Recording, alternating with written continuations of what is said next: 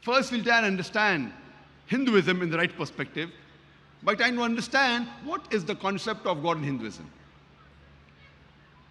If you ask a common Hindu that how many gods does he believe in? Some will say 3, some will say 10, some will say 100, some will say 1,000, while others will say 33 crores, 330 million. But if you ask a learned Hindu who's well versed with his scriptures, he will tell you that Hindus should believe and worship only one God. But the common Hindu, he believes in a philosophy known as pantheism. Pantheism means the common Hindu believes that everything is God. The tree is God, the sun is God, the moon is God, the human being is God, the snake is God. What we Muslims believe is everything is God's.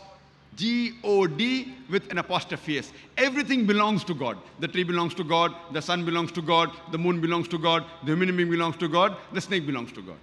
So the major difference between the common Hindu and the common Muslim is the common Hindu believes that everything is God. We Muslims believe everything is God's. G-O-D with an apostrophe S. So the major difference between the common Hindu and the common Muslim is the apostrophe S. If we can solve the difference of apostrophe S, the Hindus and the Muslims will be united. How do we do it? As the Quran says, "Ta'alaw ila kalimatin sawa'in bayna bainakum." Come to common terms as between us and you. Which is the first term?